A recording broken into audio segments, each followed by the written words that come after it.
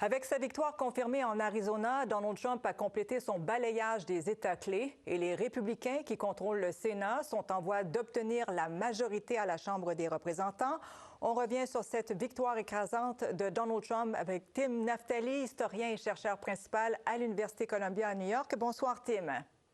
Bonsoir, Claudine. Alors, depuis le début de nos conversations qui ont commencé en septembre, vous nous avez toujours dit qu'un président est populaire et donc son administration ne gagne jamais les élections et c'est exactement ce qui s'est passé. Donc, Maison-Blanche, Congrès, vote populaire. Donald Trump aura les coups des franges pour son prochain mandat. Il a un mandat et c'est très important pour comprendre parce que comme on a discuté ensemble, il faut gagner au collège électoral.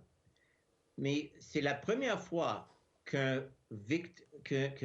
gagnant républicain a aussi gagné la vote populaire depuis 2004. Alors, M. Trump n'a pas seulement une victoire écrasante au collège électoral, il va avoir une victoire pas écrasante, mais néanmoins une victoire dans la vote populaire. Il a un mandat. Alors, il peut dire, le peuple américain, les électeurs m'ont choisi et ils vont embrasser tous les propos que j'ai donnés durant la campagne. Et ça, c'est très, très intéressant et, d'après moi, en certains cas, dangereux pour le pays. Dangereux.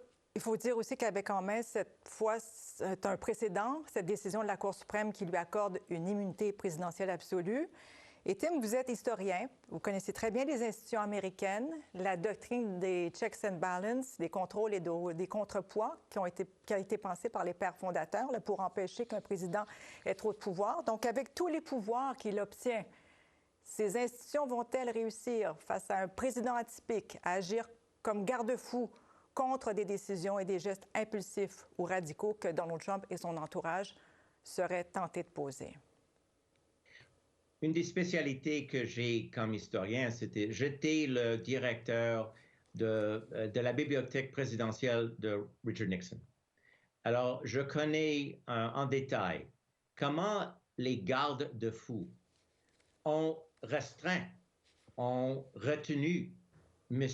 Nixon. M. Nixon voulait faire d'autres crimes et voulait faire d'autres abus de pouvoir.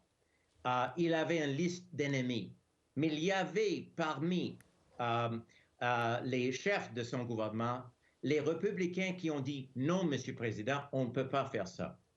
La grande question maintenant, s'il sera possible pour les gens autour de M. Trump de dire non à M. Trump quand il pousse les bornes. Parce que maintenant, ce qu'il a, que M. Nixon n'a pas eu, il a le mandat du Cour suprême. Il a la protection du Cour suprême qui a dit, quand vous faites des choses comme acte officiel et vous êtes président, vous avez l'immunité criminelle. M. Nixon ne savait pas ça. M. Nixon a fait des choses secrètement, pensant que si les gens savaient ce qu'il fait, qu'il y aura des conséquences néfastes pour lui. M. Trump sait bien maintenant qu'il sera protégé. Alors, la grande question, c'est s'il y aura des garde-fous, soit parmi son entourage, et je ne pense que non, ou peut-être ailleurs parmi les républicains au Congrès. Parce que on sait bien que ce ne sera pas la Cour suprême qui va mettre des restreintes autour de lui. Oui, puis on sait qu'il va déjà s'entourer de gens qui lui seront fidèles. Il a appris de 2016 où, justement, on a vu beaucoup de personnes passer et se faire démissionner et se faire congédier. Peut-être un soulagement en terminant, Tim. Il y aura une transition pacifique, on le sait, Joe Biden l'a dit.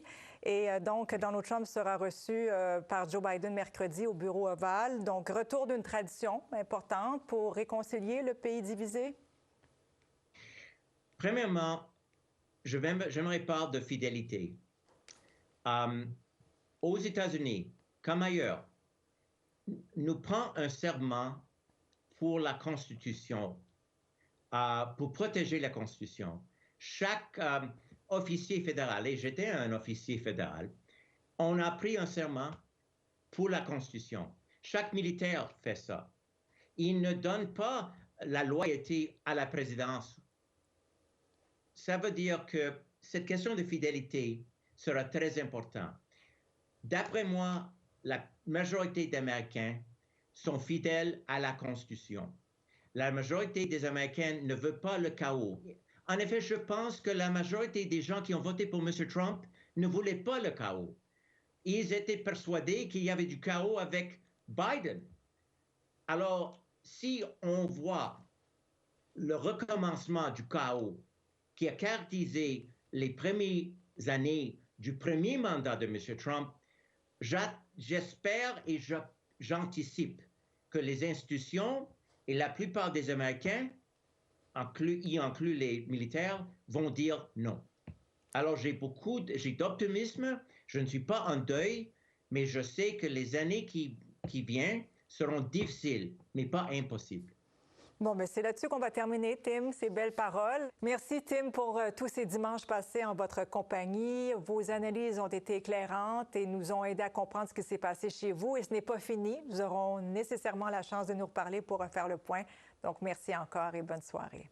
Merci à vous, Claudine. C'était vraiment un privilège et je suis très heureux d'avoir participé dans vos émissions. Merci. Au revoir. Au revoir.